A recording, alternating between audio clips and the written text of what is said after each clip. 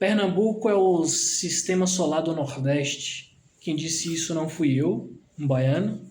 Quem disse isso foi Gilberto Freire, pernambucano, recifense e um dos maiores sociólogos da história do Brasil. Eu acho que, em termos de século XX, a gente pode falar de três grandes sociólogos. São eles Gilberto Freire, Sérgio Buarque de Holanda, que escreveu Raízes do Brasil, que eu adoro, e Raimundo Faoro, com Os Donos do Poder. Mas eu não quero falar aqui sobre o livro clássico e mais conhecido, A Magnus Opus, de Gilberto Freire, que é Casa Grande Senzala. Quero falar sobre um livro dele menos conhecido, que ele escreveu quando tinha aproximadamente 26, 27 anos, que se chama Manifesto Regionalista, de 1927, e que influenciou muitos pernambucanos, muitas gerações. E estou aqui com a camisa da seleção holandesa, a propósito, um traje a caráter, para falar, porque, primeiro, sou fã da escola holandesa de futebol, sou um fã incondicional do Johan Cruyff, e estamos falando de Pernambuco, que é o Brasil holandês. Estamos falando da Mauricéia, da Veneza dos Trópicos, enfim. E aí Gilberto Freire argumenta que o sistema solar do Nordeste é Pernambuco, e aí meus conterrâneos baianos vão dizer: ah, mas você é um traidor da pátria, porque a Bahia, que é o sistema solar e tal. Mas na verdade eu acho que a Bahia não é o sistema solar do Nordeste. A Bahia é o sistema solar do Brasil. E aí, se você pegar o mapa de Pernambuco, da grande Pernambuco no século XVIII, mais ou menos, você vai ver que abrangia ali a Paraíba, Rio Grande do Norte, e até pedaço do Ceará e tal. Então, e norte da Bahia, a região da comarca do São Francisco, que foi retirada, aí dando um salto histórico, né? Foi retirada porque em 1817 Pernambuco fez a chamada Revolução Pernambucana, né? Estava descontente e com toda a legitimidade do mundo com a coroa portuguesa que residia no Rio de Janeiro, e Dom Pedro I gastava com, sei lá, a Marquesa de Santos, era um grande fanfarrão, né? A verdade é que Dom Pedro II foi um estadista muito mais intelectual, muito mais um estadista muito melhor, enfim.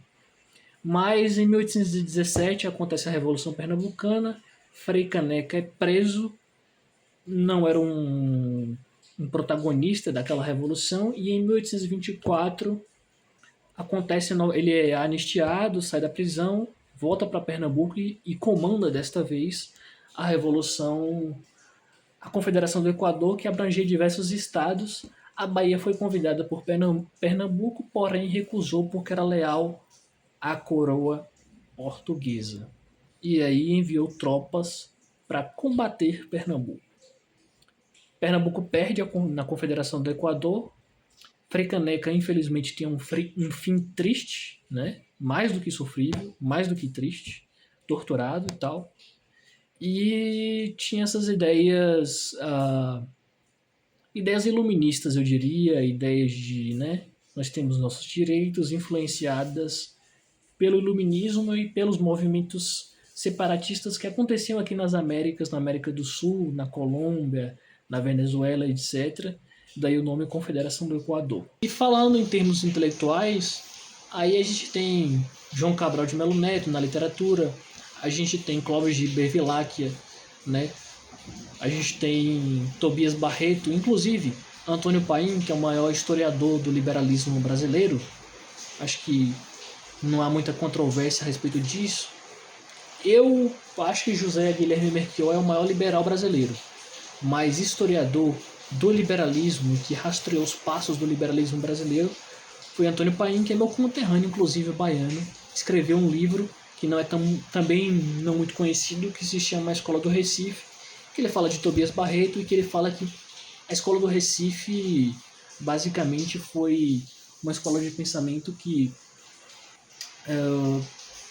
colocou originalidade no Brasil, trouxe originalidade ao Brasil, e foi uma escola genuinamente e sui generis brasileira, diferente da escola do Rio de Janeiro, que meio que copiava um pouco os escritores, os poetas franceses e tal, né? Isso aí já no século XIX e tal. Tobias Barreto.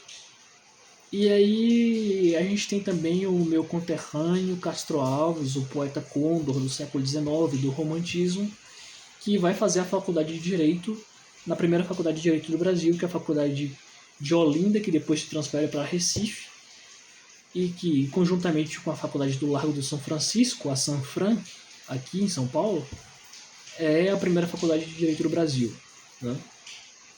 Então a gente tem esses fatores aí.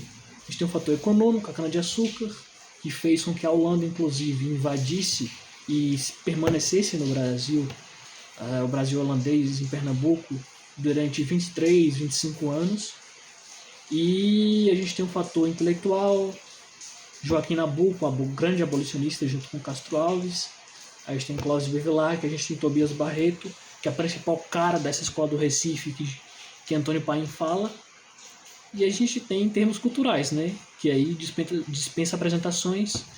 Temos Dominguinhos, temos Alceu Valença e temos, para fechar o caixão com um prego, o Mestre Lua, Luiz Gonzaga, o maior nordestino de todos os tempos, na minha opinião. E daí que eu acho que Pernambuco é o sistema solar do Nordeste